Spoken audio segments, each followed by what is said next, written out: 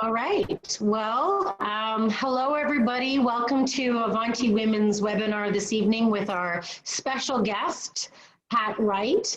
And she has just completed a self-care kit for us last 4 sessions, which were fantastic. And she's going to join us now, October 27th, November the 3rd, November the 10th, November the 17th, and we're going to build on that self-care kit and talk about mindfulness and compassion this evening. We're going to talk about presence through movement the following week, session number 2 on November the 3rd, mindfulness and emotions on session number 3, which is November the 10th, and then mindfulness and gratitude. So please mark your calendars, make sure you register so we get you the links. And what I'd like to do is pass it over to you, Pat, in case there's anything else that we need to know. Thank you so much, Dina. I appreciate that. And I'm happy to be here to connect with you all. Okay, so I'm just going to make sure everyone's muted. So just give me a second. Thank you. And you're recording, correct, Dina? It's being recorded. Beautiful. Thank you. Okay. So welcome everyone, and I'm happy to be here to connect with you all again. All of you know me, so I don't think I will bore you again with my credentials. I will start by saying, I just want to remind you all though that these classes are being recorded and will be submitted again as part of my certification requirements. So to avoid any background noise, that's why I've muted you. And I'll do that until we get to the Q&A segment, where I look forward to having a rich discussion with you. If you don't feel comfortable being recorded, please use the chat window to ask questions or offer comments. And you may also email me at any time if you have any questions. Feel free to do that. I will be sending out another student evaluation form, just like I did in Series 1. And I'll ask you again to complete them. If you want, you can evaluate me on each class if you wish, or you can wait at the very end and just evaluate the whole series. That's up to you. As long as you give me one for the whole 4 classes, I will be very happy, because I have to submit that as well. But if you want to give me one for each class, I do value your feedback, and it's always appreciated. So thank you. So I think that's all of our housekeeping for this evening. So let's get started. As renowned Buddhist teacher Pema Chodron says, start where you are, arriving here in this moment. So let's do that together. So I'll invite you to gently close your eyes, or if you wish to keep them open, downcast them with a softened gaze towards the ground. Take a moment to feel your sit bones against your seat, supporting you. Feel your feet connect with the ground, supporting you.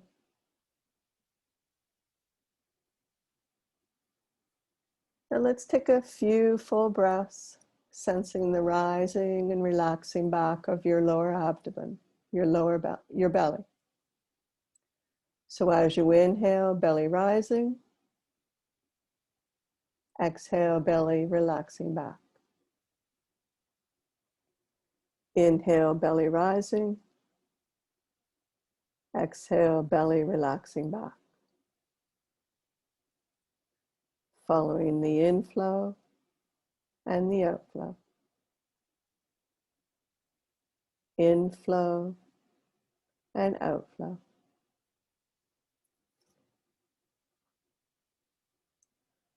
And as you follow my voice, we'll begin with a body scan with the intention to soften and relax the body.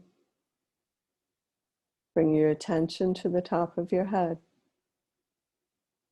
Gently begin to scan down, relaxing and releasing your forehead. Soften your eyebrows and eyes.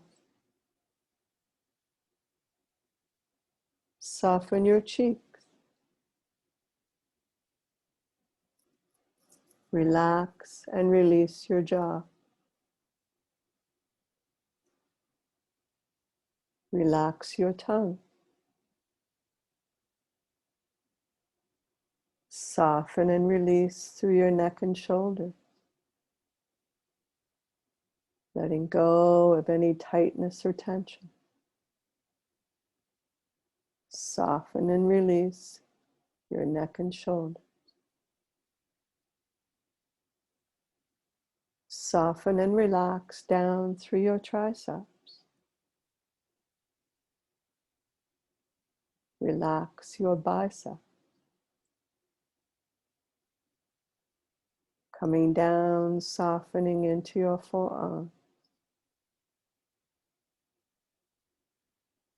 Relax your wrists. Soften your palm. Relax and release your finger. All the way down to your fingertips.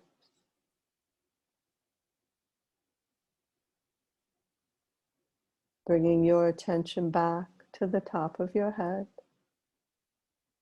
Soften and relax your face even more now. Coming down, soften and relax your whole chest.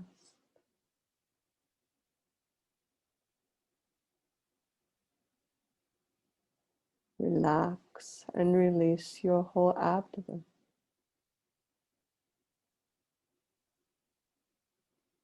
Soften your belly.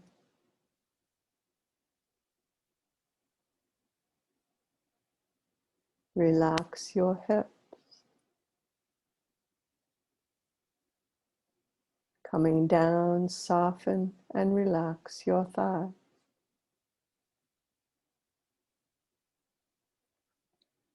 Coming down, soften and relax your calves.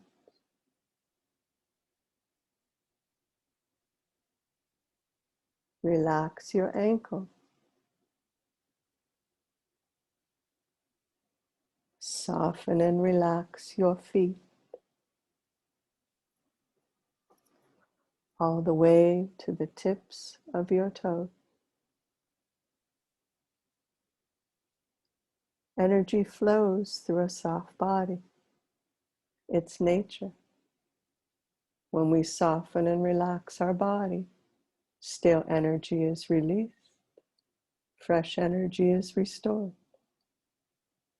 Soften and relax even more now as you bring your attention back to the top of your head. Soften and relax down the back of your head, down through the nape of your neck.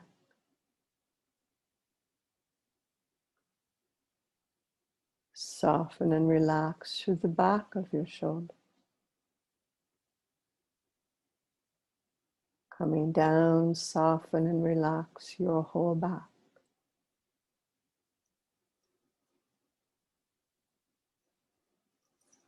Soften and relax your buttocks.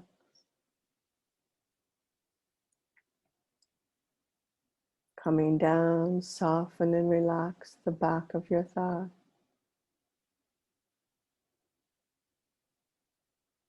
Coming down, soften and relax your calf. Coming down to the soles of your feet. Soften and relax the soles of your feet.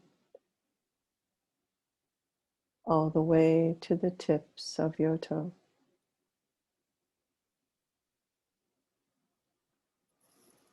And as you inhale and exhale, feel your whole chest. Breathing in and out, feel your whole chest.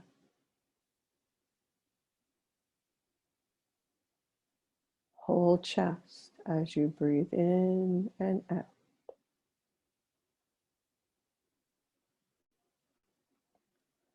I'll invite you to place a hand on your chest if that feels comfortable to you. Feel your whole chest and caring for a loved one or pet as you inhale and exhale.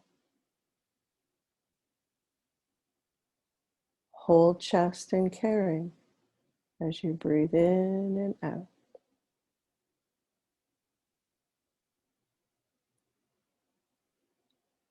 Whole chest and caring. Following the inflow and the outflow.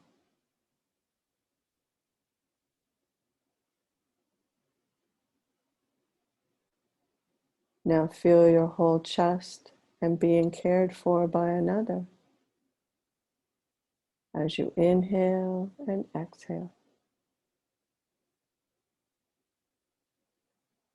Whole chest and being cared for as you breathe in and out.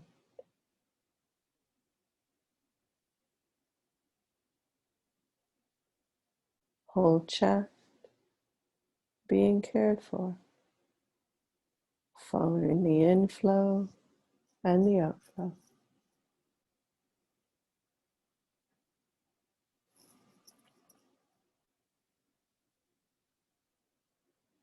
And as you gently open your eyes, I'll invite you to intend to stay aware and connected, mindful of your body as you listen. During Series 1, we explored and added mind and body practices with anchors of breath, sound, touch points, a body scan, mindfulness of thoughts, and standing and walking meditation to our self-care kits. Tonight we begin the heart practices of Series 2 with mindfulness and compassion.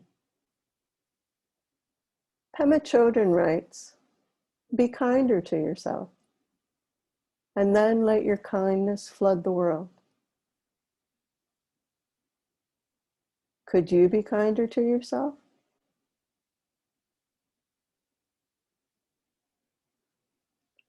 Are you as kind, caring, and supportive to yourself as you are to a friend?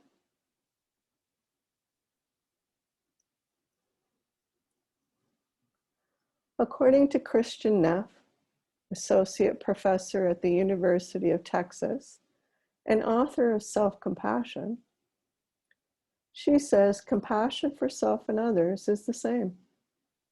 It's just that we more readily give compassion to others than we do to ourselves. So let's look at this.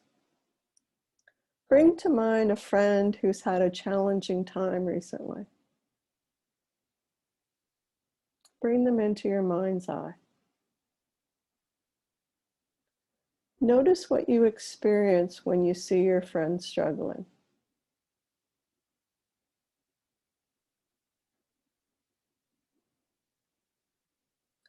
First, with mindfulness, we recognize that our friend's struggling. Second, we allow ourselves to be touched by it. We open our hearts to empathize with this shared human experience. We've all struggled. Then we respond with compassion, offering kindness and care to comfort and support them. So what blocks us from doing the same for ourselves? Well, there may be cultural blocks and conditioning. I know I was taught to be kind to others. Self-compassion wasn't encouraged. It was seen as selfish and self-indulgent. Or I remember, I think someone called it, "You're having a pity party." But is this true? A study at UC Berkeley revealed self-compassion reduces fear of failure, fear of making mistakes. It increases motivation. It encourages people to take good care of themselves. And it leads to more giving and caring relationship behavior. When we're mindful and compassionate, we feel connected and have more resources to give to others. What I also found is interesting from Kristen's research, it showed that self-criticism releases cortisol, causing stress. So think about that for a minute. Every time we have a negative thought or a negative storyline, our brain releases cortisol into our bodies and it causes stress. So if we were to give ourselves care, we'd be releasing oxytocin, which also helps us to feel safe. And just like we did earlier when we placed a hand on our chest and we felt our whole chest and being cared for as we inhaled and exhaled, what a beautiful, compassionate response to our inner critic. When we're in a state of self-compassion, we're in a state of loving, connected presence. The presence is mindfulness. The connectedness is the common humanity. And the loving is the kindness. Research has also linked self-compassion to well-being, strength, and resilience. It showed reductions in stress, feelings of shame, depression, perfectionism, anxiety, chronic pain, and body dissatisfaction, and increases in life satisfaction, such as happiness and optimism,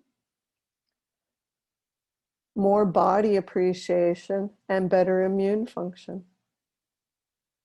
So self-compassion becomes our inner ally, giving us greater motivation and care to want to reach our potential. So when starting to practice self-compassion, it's not uncommon to experience backdraft.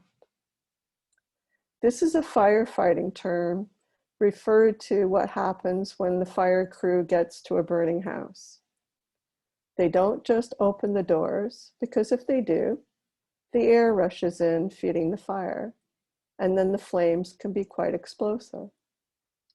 Instead, they may poke little holes around the house to let the air in slowly, so that they don't have an explosive reaction. Well, from my own personal experience, I know trauma closed my heart to the flames and fire of suffering.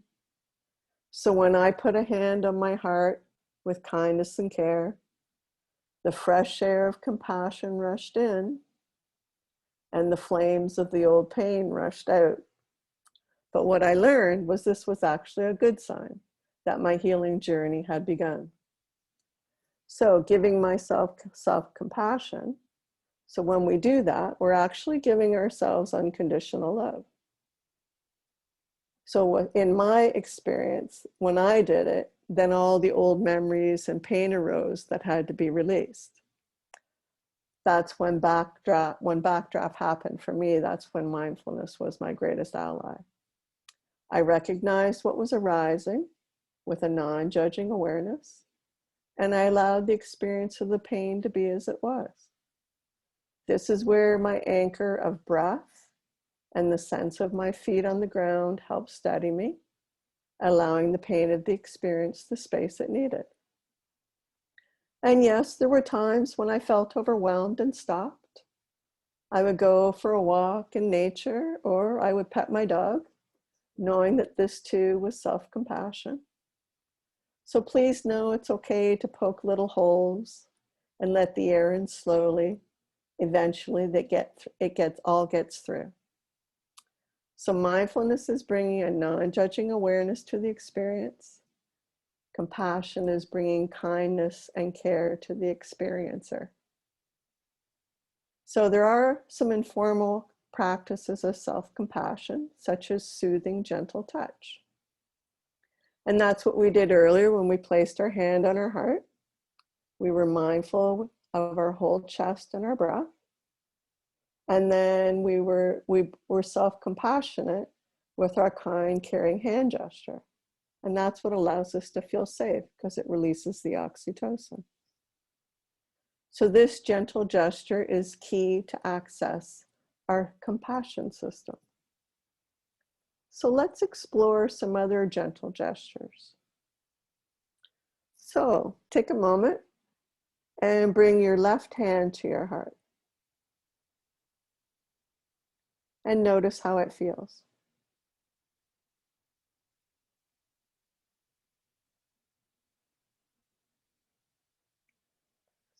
Now replace it with your right hand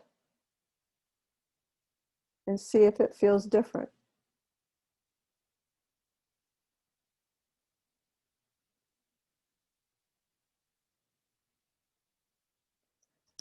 Now place both hands on your heart.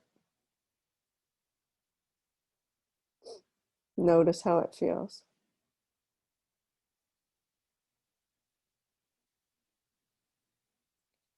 Switch the order of the hands and see if that makes a difference.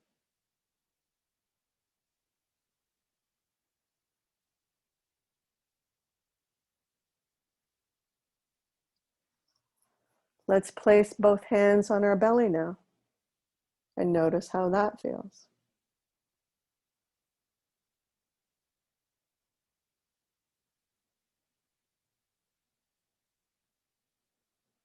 Switch the order of the hands to see if that makes a difference.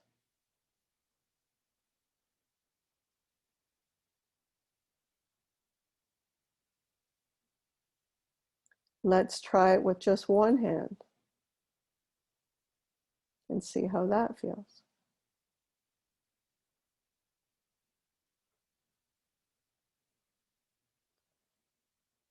And now the other hand to see if there's a difference.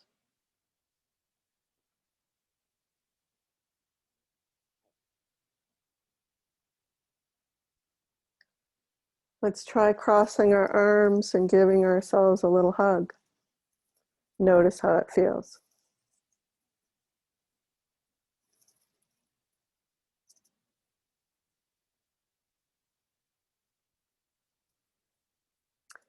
Switch the crossing of the hands to see if it makes a difference.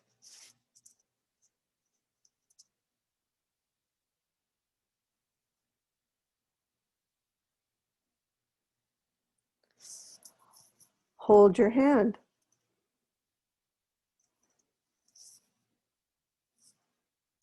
Give it a supportive squeeze and see how that feels.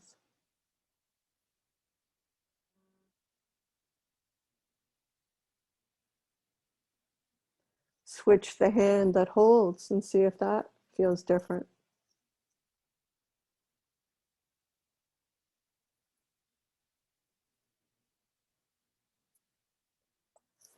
Note which touch or touches feel comforting and supportive.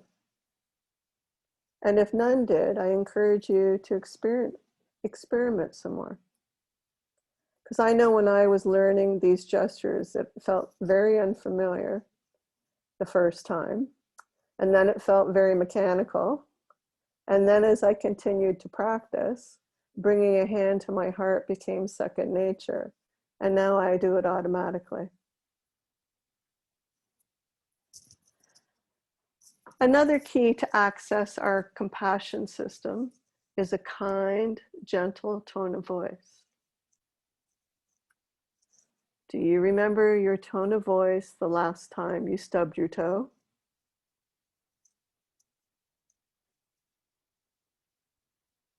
Remember how we talk to ourselves impacts our experience. It's not that we use compassion to make the pain go away. We use kind and caring words while we're in pain. Being mindful, we recognize and allow the experience of the pain while being compassionate to ourselves with, I don't know, ouch, that hurts. Let's get some ice on that. So we talk to ourselves just like we would to a friend, mindful of experiencing the pain as we offer care. The times when there's been no remedy, Let's say I've been out walking and I've stubbed my toe. Obviously, there's no ice readily available. I've placed my hand on the heart and said, yes, this sucks. And I remember Christian uses, I think she calls herself, oh, darling, when she talks to herself. And Tara Brock says, oh, sweetheart. She calls herself sweetheart. And another teacher I have calls herself honey. So all of these are very endearing words, words that you'll have to decide which works for you. Yes recognizes and allows the experience of the pain. And experience has taught me a very valuable equation. Pain times resistance equals suffering. To resist the experience means suffering will ensue. In life, pain is inevitable. However, suffering is optional. Bring mindfulness to the experience and compassion to the experiencer, just like you do to a friend. So let's explore bringing mindfulness and compassion to ourselves. Again, know that this practice may feel unfamiliar and mechanical at first. That's normal. It's new. So I'll invite you to gently close your eyes. Bring to mind a recent experience of pain. Could be stubbing your toe, or bumping your knee or leg into something, or banging your arm. Bring that experience into your mind's eye.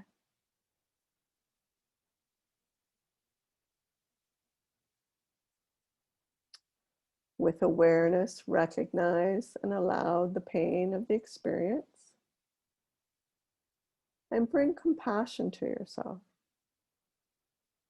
Experiment using gentle gestures of touch and words or phrases that resonate kindness with you.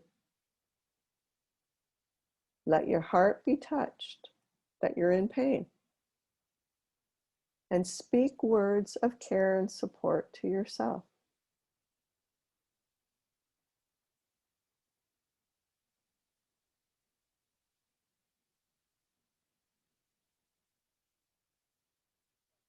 Offer yourself a gesture of touch.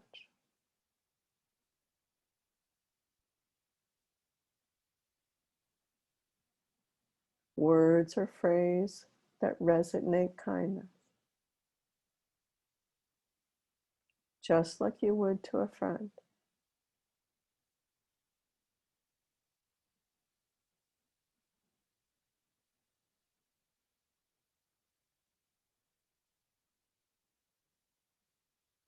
Notice how it feels.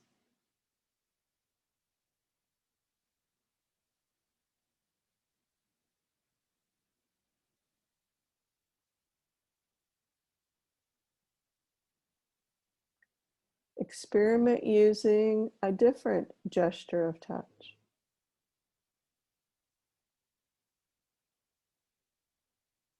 Offer yourself a different kind word of care.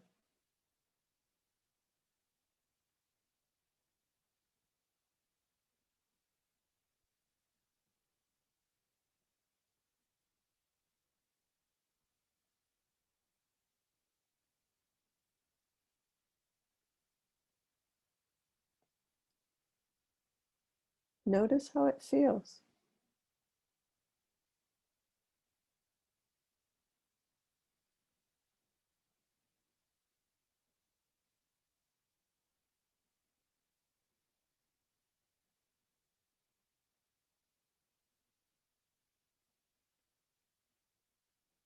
Experiment with one more different gentle gesture of touch.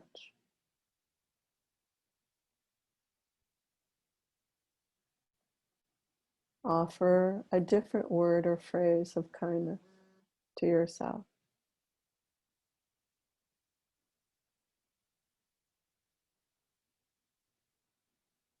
Notice how it feels.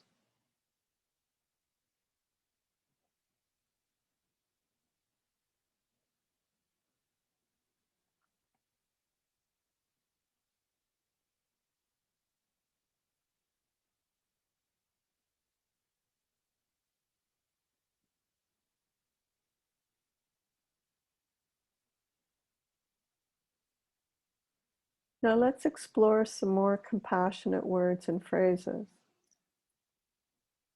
So now I'm going to ask you to bring to mind again your friend who's having a challenging time. So with your eyes closed, bring that friend to mind who's having a challenging time. And mentally whisper with a kind, gentle, and caring voice, the following phrases. May you be safe from inner and outer harm.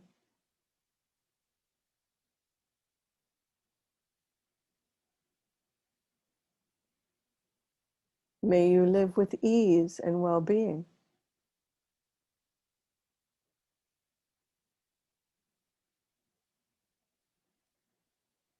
May whatever blocks your heart be dissolved.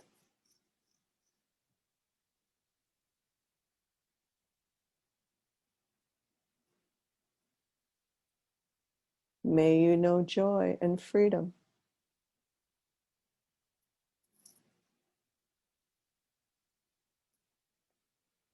May you be healthy and strong.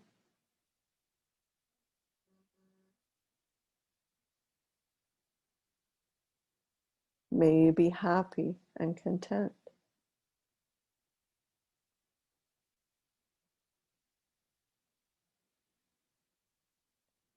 May you have food, shelter, and good care.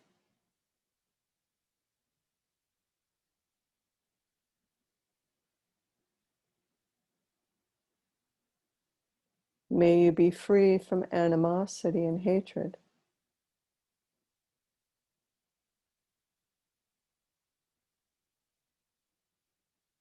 May you know peace.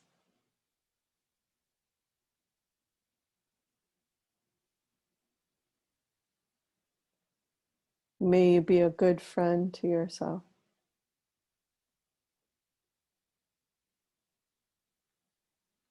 Notice how it feels in your body to offer your friends these words.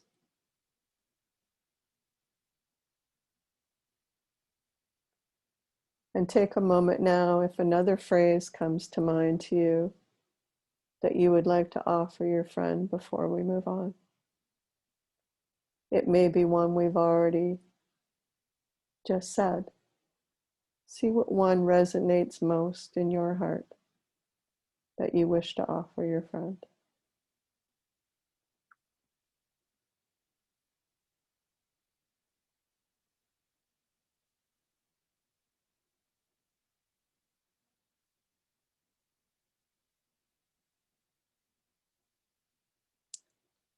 Now mentally whisper these phrases to yourself with the same kind, gentle voice. May I be safe from inner and outer harm.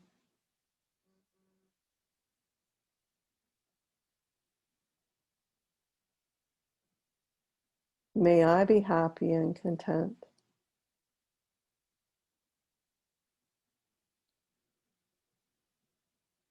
May I be healthy and strong.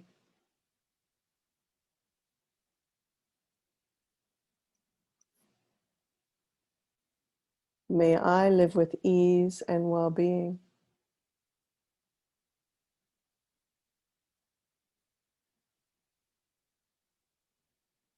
May whatever blocks my heart be dissolved.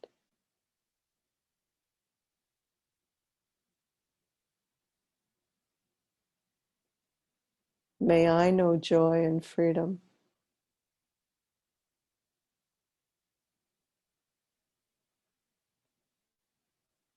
May I have food, shelter, and good care.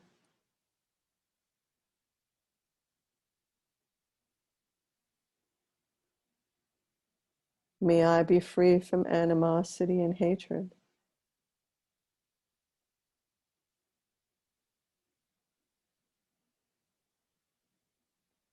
May I know peace.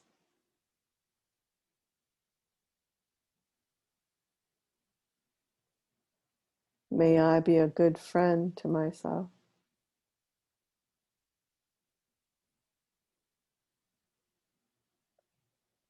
Notice how it feels in your body to offer yourself these words.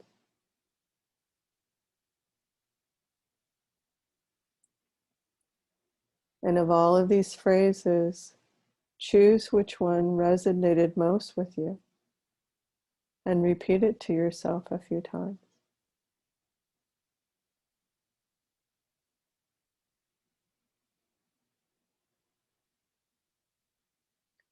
Or if there was more than one, repeat them.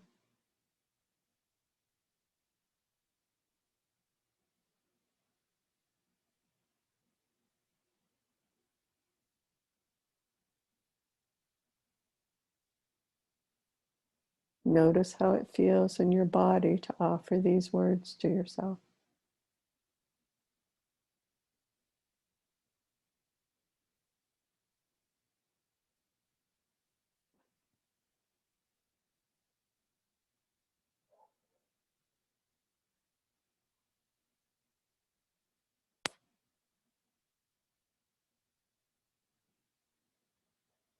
And as we come to a close, remember that all beings wish to have this same kindness and well-being. Consider your family, your community, the entire human race, all beings, as you mentally whisper these phrases with the same kind, gentle voice. May you be safe from inner and outer harm.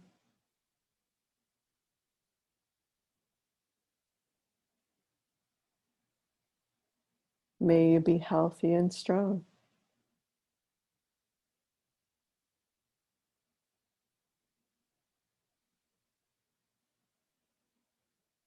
May you be happy and content.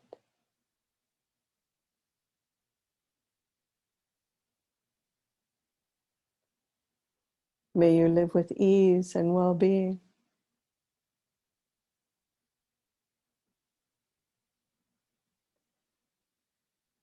May whatever blocks your heart be dissolved.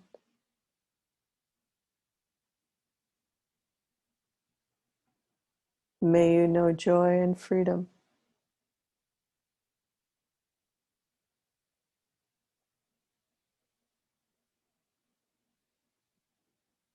May you have food, shelter, and good care.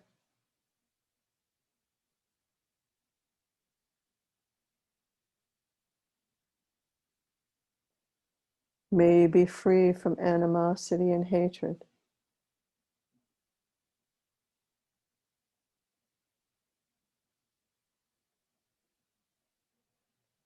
May you know peace.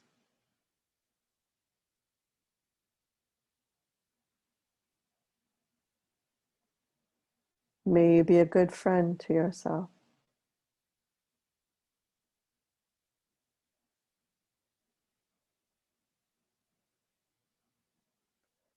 Notice how it feels in the body to make this sincere wish.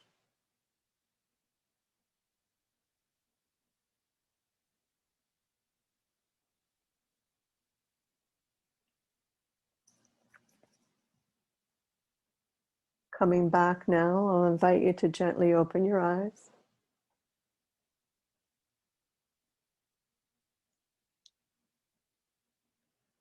Set your intention to practice bringing mindfulness and compassion into your daily life. Experiment offering yourself kind, gentle, caring gestures and words each day. What we practice grows stronger. When we practice self-compassion, self-compassion grows stronger. mindfulness and compassion, the next tools of your self-care kit. Are there any questions? Please raise your hand. Or use the chat box.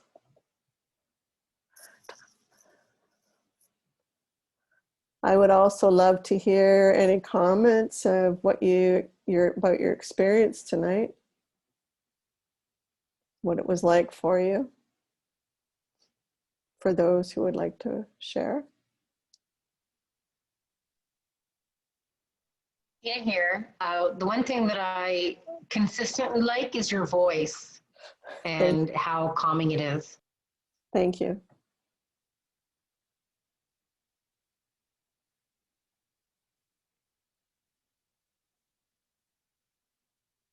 Hey, Pat, it's Mary. Yes, Mary. What I found interesting for me was that I've never thought about doing something physical to be kind and compassionate. I put my hand on my heart all the time, 3 times a week, if not more, for a yoga class. But I've never thought about it as a way to bring compassion to a situation, or to, just if I was being hard on myself or something like that. So that was really interesting to have that as a possibility. Did you experiment with the other gestures, or is the one on your hand to your heart because of yoga, is that the one that resonates with you most? I think it comes most naturally, but I did try the other ones as well. I thought it was interesting, like even when you had a switch, which hand felt more comforting and which felt more awkward. Yeah. And therefore less maybe comforting. Yeah. So can you see yourself, because you're using the hand on your heart in yoga, can you see yourself after tonight's practice using that to offer yourself compassion moving forward in your practice? I think so, because it is such a simple act. Yeah. You don't really have to think about it. You don't have to think about what to say to yourself. Yeah. That part was interesting as well, but that the physicalness is what really stood out for me. Awesome. You found using the words or phrases more familiar than the touch, knowing that you could use the touch as compassion? If I'm honest, I think it's all kind of new. Okay. So I think I'm just gonna have to play with it a little bit. But I think rather than have to think about what to say, I think it would be simpler for me just to do put my hand on the heart. Yeah. Sometimes it's that gesture of just placing the hand on the heart, and a lot like really bringing mindfulness and being aware of what our heart is actually saying to us at that point, and letting those words, whatever arises, that's what's sometimes most appropriate in that moment. So very much moment to moment experience. Yes. Yeah. I thought it was also interesting that you broke it down in the beginning, like when you had us imagine our friend who might be struggling, and you kind of said, well, this is kind of the process. Yeah. And that's so automatic. Right. Again, I never thought about like all of the little steps that happen, but yeah, so I like that part as well, and I'll kind of be reflecting on that. Awesome. Thanks for sharing, Mary. You're welcome. Anyone else like to share their experience? Hi, Pat, it's Maidene. Hi, Maidene. So the using of the gestures and the switching of the hands, I felt definitely more comforted whenever it was both hands or always my right hand. And if it was both hands, then when my right hand was on the top, Mhm. that felt more comforting. And I'm wondering if that's because I am right hand dominant, why that might feel more comforting, or maybe because I am right hand dominant, then it feels more natural. So I equate that with comfort. I'm not really sure, but that's what I experienced. Yeah. In terms of all the gestures, I feel like the hugging yourself was the most comforting. Oh, awesome. Yeah, the most, Awesome. rather than, putting my hand on my chest or my belly. Okay. The belly, I felt like that was the least. Definitely the chest, Yeah, I felt it, but the hug felt the most comforting. that's in terms awesome. of So just- can you see yourself offering yourself that, let's say the next time you're experiencing a struggle? It might feel weird to go and give myself a hug, but I definitely will try it, because in this moment practicing with you, it did feel the most comforting. But that's Awesome. something that I would, yeah, definitely try. And what was your experience like with offering yourself a word or a phrase of comfort and care? I felt like that's so easy for me to do with others Yeah, that it felt a little strange yeah, in terms of when, like, obviously when you're in pain, you kind of either with the touch, you massage the area that hurts or whatever, and you might say a word um, to make yourself feel comforted by it. But in terms of when you're thinking about anything maybe emotional, right. um, that you might be going through, it might, for me, that might feel a little, um,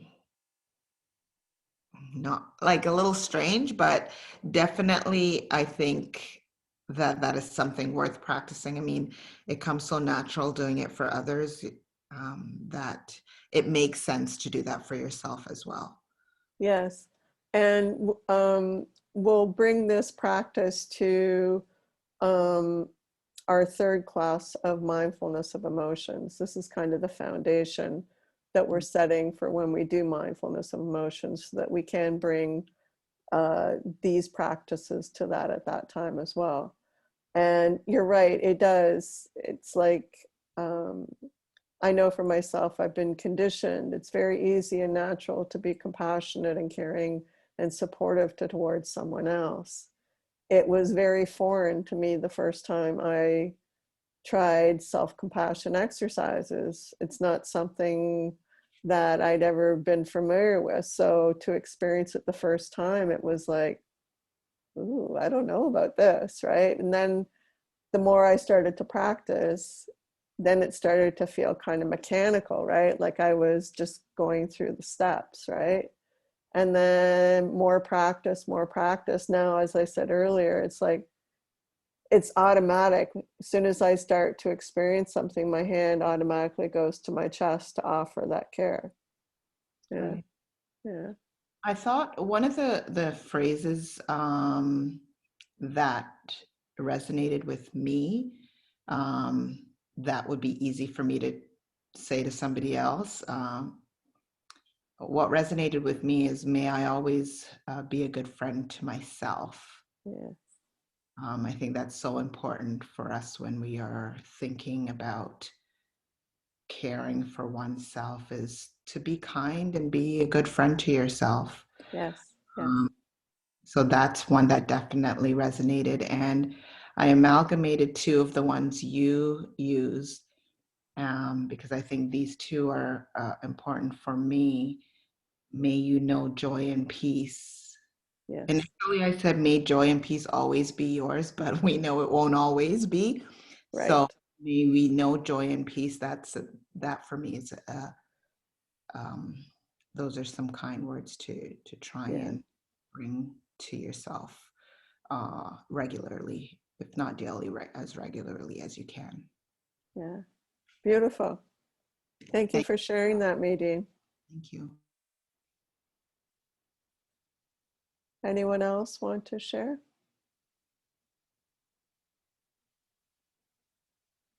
It's okay.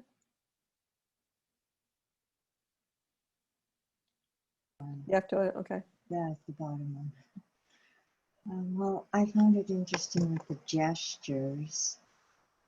I always like my left hand to be closer to my body, and it felt like better to be then supported with my left hand being supported by my right hand. Okay. And just like Maidene was saying, I I I felt more held when or supported when I used both hands. But when I switched hands and put my right hand on the bottom, it felt strange, but it just felt more natural to have my left hand and then being supported or held by my right hand. And I am right-handed, so I'm not sure if that did it, but it just felt better to have my left hand closer to me. Good. Awesome. And Was there a phrase or a word that resonated most with you?